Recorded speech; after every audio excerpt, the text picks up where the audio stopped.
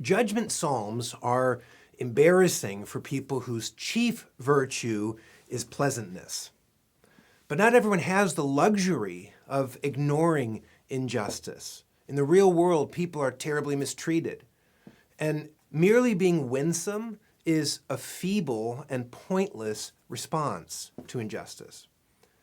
What can you do as a Christian, for example, in Jesus' words, when people revile you and persecute you and utter all kinds of evil against you falsely?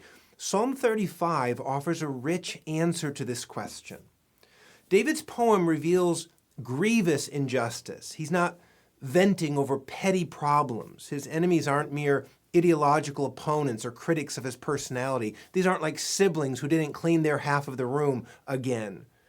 These people hate David without cause, the way the world later hated Jesus, as Psalm 35:19 and John 15:25 say. They're wrongfully his foes. They seek his life and devise evil against him, verse 4. They're intent on trapping him. They are malicious witnesses, verse 11, who repay evil for good, verse 12. David was good to these folks, but they turned on him.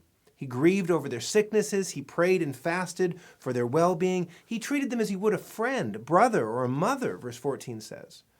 Because of his uprightness, he could truly pray to God, "Vindicate me, O Lord my God, according to your righteousness." David's integrity authenticates his prayer for justice and for salvation from the sin of his enemies. And so David simply prays for justice. He asks God to judge his enemies fairly, to treat them according to their own works, as verse 1 says. David's foes hunted him, verse 3. Now God will pursue them, verse 6. The wicked hid a net for the righteous. Now they will fall into it themselves, verse 8. Such a prayer is not inconsistent with Jesus' command to love your enemies and pray for those who persecute you. It recognizes that God delights in the welfare of his servant, as Psalm 35:27 says. It expresses believing confidence in Jesus' promise to judge the living and the dead and to put all his enemies under his feet. It is wrong to seek personal vengeance, but it's also inappropriate to stand by in the face of evil. Good people need to do something. They need to practice personal righteousness and look to the Lord for salvation, praying for his victory and thanking God when he delivers. Psalm 35 of David. Contend, O Lord, with those who contend with me, and fight against those who fight me. Take hold of shield and buckler, and rise for my help. Draw the spear and javelin against my pursuers. Say to my soul, I am your salvation. Let them be put to shame and dishonor who seek after my life. Let them be turned back and disappointed who devise evil against me. Let them be like chaff before the wind, with the angel of the Lord driving them away. Let their way be dark and slippery, with the angel of the Lord pursuing them. For without cause they hid their net for me. Without cause they dug a pit for my life. Let destruction come upon him when he does not know it. And let the net he hid ensnare him. Let him fall into it to his destruction. Then my soul will rejoice in the Lord, exulting in his salvation. All my bones shall say, O Lord, who is like you, delivering the poor from him who is too strong for him, the poor and needy from him who robs him. Malicious witnesses rise up. They ask me of things that I do not know. They repay me evil for good. My soul is bereft. But I, when they were sick, I wore sackcloth. I afflicted myself with fasting. I prayed with head bowed on my chest. I went about as though I grieved for my friend or my brother.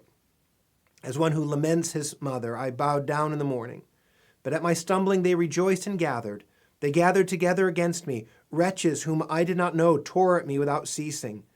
Like profane mockers at a feast, they gnash at me with their teeth. How long, O Lord, will you look on? Rescue me from their destruction, my precious life from the lions. I will thank you in the congregation. In the mighty throng I will praise you. Let not those rejoice over me who are wrongfully my foes, and let not those wink the eye who hate me without cause. For they do not speak peace, but against those who are quiet in the land they devise words of deceit.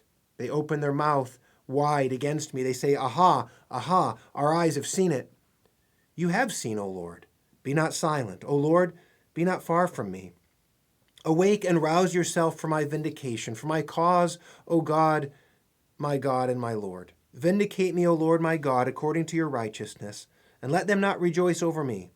Let them not say in their hearts, Aha, our heart's desire. Let them not say, We have swallowed him up. Let them be put to shame and disappointed altogether who rejoice at my calamity.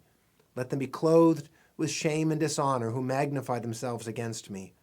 Let those who delight in my righteousness shout for joy and be glad and say evermore, Great is the Lord, who delights in the welfare of his servant.